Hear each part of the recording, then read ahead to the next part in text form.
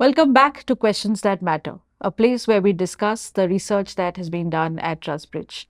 Uh, TrustBridge recently released a paper called Decoding CAAR, which is the Customs Advanced Ruling Authority. And today we have with us Prashant Narang, who's one of the co-authors of the paper, to discuss the highlights of the paper, what they find, how did they do the research, and finally, how our view of the world changes based on those findings. Prashant, welcome to Questions That Matter. Thank you, Renuka. So, Prashant, let me begin by asking you, what is CAAR and what does it do, and what is the question that you were asking about it? Sure. So CAAR is, the paper Decoding CAAR basically dives into the Customs Authority for Advanced Ruling, which is CAAR. This is an institution which is critical to India's trade facilitation. It issues advanced rulings related to, on custom-related issues, such as classification, valuation, country of origin, and exemptions. Basically, it helps to signal predictability that businesses need to be able to navigate complex regulatory landscape. All right. And, in the paper, you mentioned there was some transition between one way of doing advanced rulings to now what is called the CAAR. And so, can you talk a little bit about that? And therefore, what are the questions that merit being asked? Sure. So there was Authority for Advanced Rulings, which was headed by a retired Supreme Court judge. And, when GST was promulgated, because this authority handled both GST as well as, customs. And post GST, then they decided to separate the authority for customs. And this is how in 2018, they thought of a separate authority for CAAR, which was named as CAAR. And in 2021, it became fully functional. This authority, the difference was that this authority was no longer headed by a retired Supreme Court judge, but this was headed by the bureaucrats. And so this was a quasi-judicial authority. And the process it followed kind of remained the same. So as someone from law background, my perception was that here is an authority that is transitioning from being headed by a retired Supreme Court judge to someone who is entirely from non-judicial background. They are bureaucrats and they are from the same department. So my concern was that, hey, what about impartiality? What about neutrality? And what about efficiency? And so this was the primary motivation of, how are they doing? How is this authority doing after it is reformed? Yeah. And so, what did you find? So very interesting that, because we did stakeholder interviews as well. And so many of the stakeholders shared with us that it's a positive development. They were quite satisfied with the reforms. Earlier, Authority for Advanced Rulings took years to be able to issue an advanced ruling, and the timeline actually came down to months.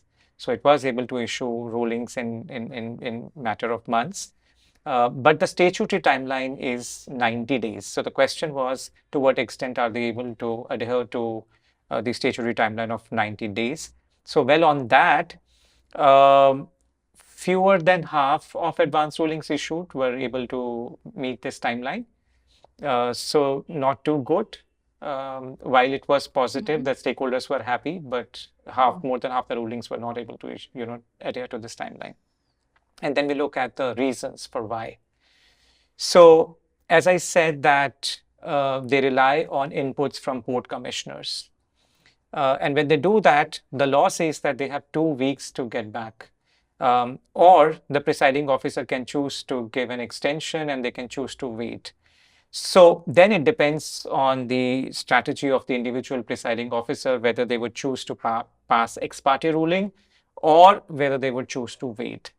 So we see that a large number of rulings were delayed because they had to wait longer for ex parte rulings. And I don't blame the officers, because some officers would like to get a counter view. So they do have what the applicants think about a particular question. So the applicant is supposed to share their stance on the question that they are seeking a reply from the CAAR. But at the same time, the presiding officer would benefit from a counter view, and hence they would like to see the comments, that they receive from port commissioners. And unfortunately, they don't have any research support. So they don't have, other resources. So there is resource constraint. Um, so that's one reason. And because of this strategy, some officers follow up rigorously with port commissioners to the extent that they also send sometimes demi-official letters to pursue, but it results in delays. And then the other point is that, of course, sometimes the applicants may seek extension, and they may seek more time to file additional documents, etc. And then the performance of CAAR presiding officers is also not uniform. Some officers are more diligent, and so they have better performance rates, and some officers have lower performance rates. Sure. And so this seems like quite a mammoth exercise because you are telling me statistics around performance, but you're also giving me some insights from stakeholder interviews. And so that makes me want to ask you, what was the methodology that you and your co-authors used to get to these results? Yeah, thank you for asking that question. So this was a mixed method approach. We used a combination of qualitative and quantitative methods, and also a bit of comparative research and institutional insights. So we interviewed around 14 stakeholders. That included some legal practitioners, consultants.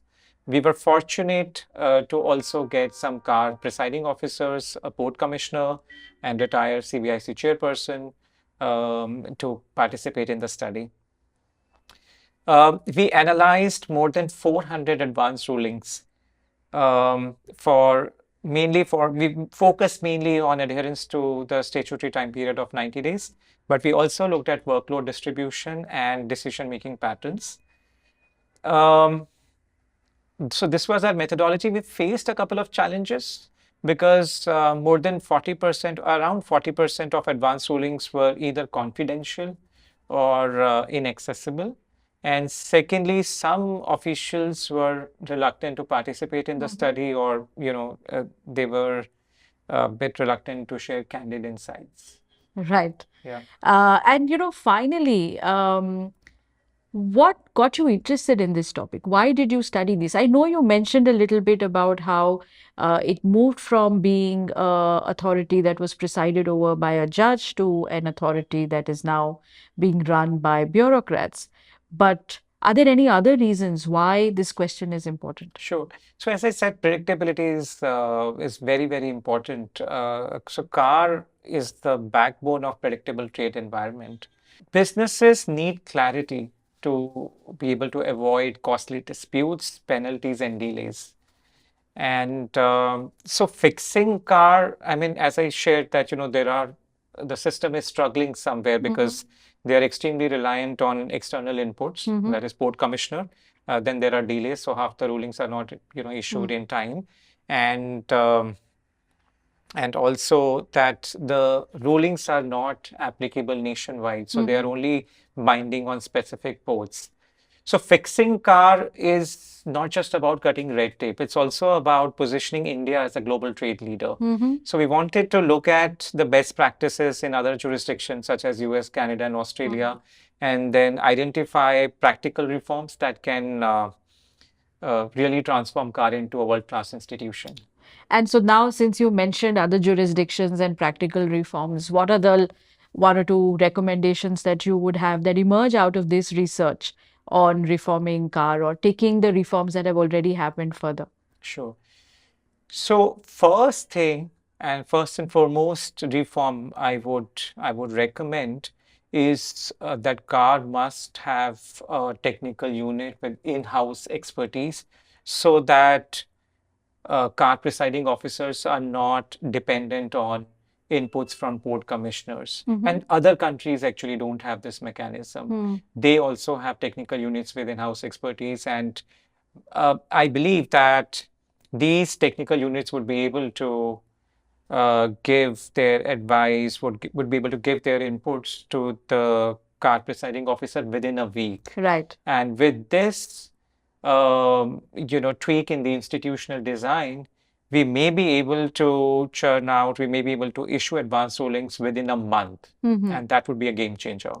So this is the most important recommendation. Second, of course, I see no reason why these advanced rulings should not be applicable nationwide. Why do they have to specify the ports in advance? So because this would lead to inconsistent application of advanced rulings. And third is the temporal validity of advanced rulings. So advanced rulings in India is valid for 3 years, but in Australia it is 5 years, and in US and Canada they're valid indefinitely until the circumstances change or until there's some change in the law. So we could follow the same model. Absolutely. Prashant, this sounds fascinating.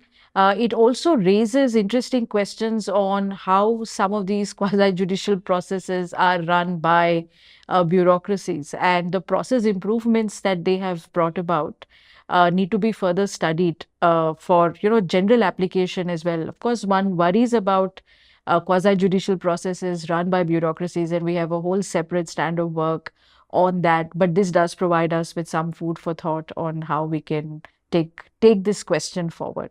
I agree with you absolutely. I mean, dejudicialization can make a body more efficient. This is something new to us. Yeah. Right. So thank you, Prashant, for your time and for this paper. We will continue to do work like this at TrustBridge on CAAR and on other administrative bodies. And so if you like what you see and hear here, please do subscribe to our channel and keep coming back. Looking forward to seeing you here the next time. Thank you.